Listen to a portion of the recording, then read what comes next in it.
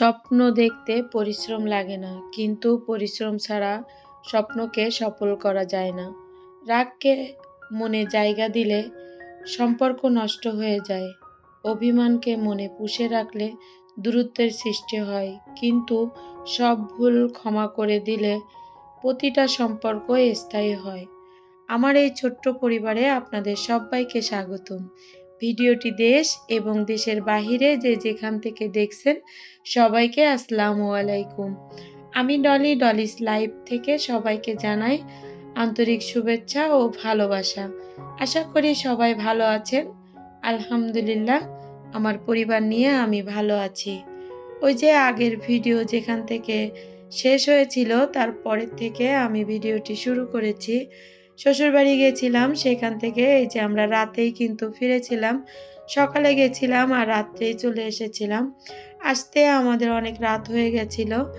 এই যে সেই খুলনার ব্রিজের যে টোলের থেকে আমরা টাকা দিয়েই কিন্তু ব্রিজের উপরে উঠে যাচ্ছি। তা আমার কিন্তু সবসময় আপনাদেরকে আমি বলি যে আমার ব্রিজ কিন্তু দেখতে অনেক ভালো লাগে। আমি ব্রিজ দেখলেই কেমন জানি আমি আটকে যাই। এইজন্য আমি কিন্তু আপনাদেরকেও সেইটা দেখাই। আমি যেটা পছন্দ করি সেটা, আর আপনাদের পছন্দ হবে কি না হবে জানি না। তবে দেখেন, আপনার ভাইয়া ওই যে মাঝখান দিয়ে না যেয়ে পাশ দিয়ে যে ভ্যান যায় ওই ভ্যানের রাস্তায় ঢুকেছে, যে একটু দাঁড়াবে সামনে যেয়ে। তা আমাকে কিন্তু কিছুই বলেনি, না বলেই সে কিন্তু এই রাস্তা দিয়ে ঢুকে পড়েছে। তো এই যে যাচ্ছে, যেতে যেতে দেখেন সামনে কিন্তু সেই ভ্যান পড়ে গেছে। এখন তো আমাদের যাওয়ার গতিটা কিন্তু অনেক কমে গেছে। যাই হোক, এই যে আমরা কিন্তু এই যে ভ্যান চলে এসেছে সামনে। আমি সবসময় এত রাগ হচ্ছিল, আমি বলতেছি, "তুমি ওই পাশ দিয়ে যাবা। তুমি কেন এই পাশ দিয়ে আসতেছো?" আর দেখেন সামনে দিয়ে আরেকজন ঢুকে পড়েছে। তা বলেন এর ভিতরে কি অবস্থা? আমার তো রাগ হচ্ছে। আমি বারবার বলতেছি যে, "তুমি এই রাস্তা দিয়ে আসলা কেন?" তা বলল যে, "দেখো, আমি এখানে একটু দাঁড়াবো, এইজন্য আমি এই রাস্তা দিয়ে এসেছি।" তো তারপরে আমরা কিন্তু ওখানে দাঁড়িয়ে একটু হাওয়া খেয়ে নিয়েছিলাম। হাওয়া তো খাওয়া যায় না, কিন্তু ওই যে কথার কথা বলে আরকি সবাই, সেটা আমিও বললাম যে হাওয়া খাবো। তো আপনাদের ভাইয়া আমাকে বলতেছে একটু হাওয়া খেয়ে নিই। তো যাই হোক, ওখানে কিন্তু আমরা বেশ অনেক সময় দাঁড়িয়েছিলাম। তা আপনাদেরকে প্রতিদিন যেটা মনে করিয়ে দিই, আজকেও আমি সেটাই আপনাদেরকে মনে করে দিব। আমার ভিডিওটি আপনাদের কাছে যদি কোথাও কোনো জায়গায় একটু ভালো লেগে যায়, প্লিজ লাইক দিতে ভুলবেন না। আর যদি এই ধরনের লাইফস্টাইল ব্লগ দেখতে চান, তাহলে চ্যানেলটিকে সাবস্ক্রাইব করে পাশে থাকা বেল আইকন অল অপশনটি সিলেক্ট করে রাখবেন।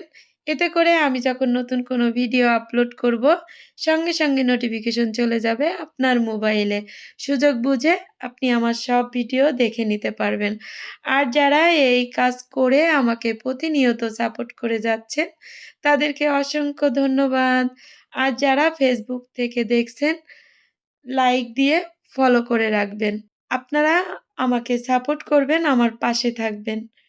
আপনাদের সাপোর্ট ছাড়া আমার কখনো সামনের দিকে এগোনো সম্ভব নয়। আর আপনারা যদি একটা লাইক দেন, আপনাদের লাইকে কিন্তু আমার পরবর্তী ভিডিও বানানোর উৎসাহ জাগায়। আপনাদের একটা লাইকের জন্য আমার এই ভিডিওটি আরো ১০ জনের কাছে পৌঁছিয়ে দিতে সাহায্য করবে। প্লিজ একটা লাইক দিয়ে ভিডিওটি কন্টিনিউ করবেন। আর আপনারা টেনে দেখবেন না, টেনে দেখলে চ্যানেলের ক্ষতি হয়। তা প্লিজ আপনারা এই ক্ষতিটা করবেন না। কারণ আমরা যারা ইউটিউবার, তারা এই যে ভিডিওটা তৈরি করি, এই যে ভিডিওটা আমরা করি, এটা কিন্তু অনেক কষ্ট করে করতে হয়। তো কষ্টের ফসল যদি এভাবে নষ্ট হয়ে যায়, তা কি বলবো, পরিশ্রম ছাড়া তো কোনোই সফলতা আসে না, এটাই জানি। কিন্তু আমরা কিন্তু অনেক পরিশ্রম করি। তারপরে দেখেন এই যে আমার আ শ্বশুরবাড়ি থেকে যে ভালোবাসাগুলো পাঠিয়েছে, সেটা আপনাদেরকে দেখিয়ে দিচ্ছি। আমার ননদ আর আমার যা মিলে আ ডিম হাঁসের ডিম দিয়েছে, আর আমি কয়টা কিনে এনেছিলাম। আর ওই যে তালের শাঁস আরকি আমরা বলি। তাল খেয়ে যে তালের আটিটা রাখলে যে গজটা হয়, সেই গজ সেই আটির ভিতরে যে শাঁসটা হয় সেইটা। আর গলদা চিংড়ি রান্না আরকি, আর মুরগির মাংস। আমার মেয়ে ২ জন তো যায়নি, তার কাকি দিয়ে দিয়েছে। আর এই যে মুরগি দিয়েছে, মুরগি আরকি আমার ছোট ননদ দিয়েছে। আর এই মাছগুলো কিন্তু আমার বড় জা দিয়েছে। আর আমার ছোট ননদ ২ টা নারকেল দিয়েছে। বড় জা ৩ টা নারিকেল দিয়েছে। আর জা কিন্তু এই যে চালের গুঁড়োও দিয়ে দিয়েছে পিঠে খাওয়ার জন্য। আর ভেন্ডিগুলো কিন্তু আমার চাস্তো জা দিয়েছে। দুধও কিন্তু আমার বড় জা দিয়েছে। তো যাই হোক এই যে আপনাদেরকে একটু দেখিয়ে দিয়েছি সেগুলো গুছিয়ে রেখেছিলাম রাত্রে। তো খাওয়া-দাওয়া করে ঘুমানোর পরে সকালবেলা এই যে আমি বাইরে চলে এসেছি বাইরের গাছগুলো পরিষ্কার করার জন্য। তা দেখেন এখানে কিন্তু প্রচুর গাছ ছিল আমার। গাছগুলো কিন্তু সব পরিষ্কার করে ফেলেছি। আর কিছু গাছ ফেলে দিয়েছি, বাইরে কিছু রেখেছি। আর গাছ আমার কিন্তু বেলকনির ভিতরে নিয়ে এসেছি। তো ওই যে কালমেঘের গাছের কথা বলেছিলাম, সেই কালমেঘের গাছ, এই যে কালমেঘের গাছ, গাছের পাতা দিয়ে কিন্তু আমি বড়ি তৈরি করব। তা আমার গাছের যে পুঁইশাকগুলো হয়েছিল চিকন, চিকন ডাঁটা, সেই পুঁইশাক দিয়ে আমি ইলিশ মাছ দিয়ে রান্না করতে চেয়েছিলাম। কিন্তু আমার বড় মেয়ে তো ইলিশ মাছ খাবে না। এইজন্য এখানে কিন্তু আমি চিংড়ি মাছ দিয়ে অ্যা পুঁইশাকটা রান্না করে নিয়েছি আলু দিয়ে। রান্নাটা কিন্তু অনেক সুন্দর হয়েছিল। আসলে এতে তো কোনো সার দেয়া না। এত সুন্দর হয়েছিল তা আমার নিজের জায়গা যদি হতো তাহলে আমি অনেক সবজি লাগাইতে পারতাম। আমি সবসময় বলি। কিন্তু যেহেতু আমার ভাড়া বাসা এখানে তো মন চাইলেই সবকিছু করা যায় না।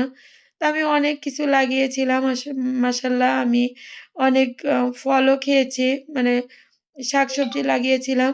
তারপরে এই যে ভেন্ডি, পুঁইশাক, ডাল, টক ডাল আর মাছ ভাজি করে নিয়েছিলাম। দুপুরে আমাদের ওইটাই খাওয়া-দাওয়া। খাওয়া-দাওয়ার পর দেখেন এই যে আমার বাদশা, পুচু আর রানী বসে আছে আমার খাটের উপরে। কিভাবে দেখেন মানে ওরা এত সুন্দর করে এক জায়গায় মিলেমিশে থাকে, আমার তো অনেক ভালো লাগে। সবসময় আমি ওদেরকে এত ভালোবাসি আর আমার বিড়ালগুলো আমার অনেক আপু। আমার ছোট, ছোট বাবা, মামুনিরা অনেক ভালোবাসে। যার জন্য কিন্তু আমি এই আমার বিড়ালের ভিডিওটাও একটু রাখি। সবসময় আসলে দেখাইতে পারি না। তবে যতটুকু পারি, আমার দিয়ে যতটুক সম্ভব ততটুকুই আপনাদের মাঝে কিন্তু আমি শেয়ার করি আরকি। তো দেখেন এদের ভালোবাসা দেখে এই যে আরেকজন দৌড়ে চলে গেছে। তো আমার এদের এই ভালোবাসা দেখে তো আমার সারাদিন আমি হাসতে থাকি। আমার এত ভালো লাগে, এত ভালো লাগে কি বলবো? তো সবাই আমার বিড়ালের জন্য দোয়া করবেন। আমার জন্যও দোয়া করবেন। আমি যেন সবসময় সুস্থ থাকি, ভালো থাকি। তো এই যে আমার কিন্তু ভিডিও প্রায় শেষ পর্যায়ে আমি চলে এসেছি। আপনাদের কাছ থেকে বিদায় নিবো। ফিরে আসবো নতুন কোনো ভিডিও নিয়ে। ততক্ষণ ভালো থাকুন, সুস্থ থাকুন, আমার জন্য দোয়া করবেন। আল্লাহ হাফেজ। আসসালামু আলাইকুম।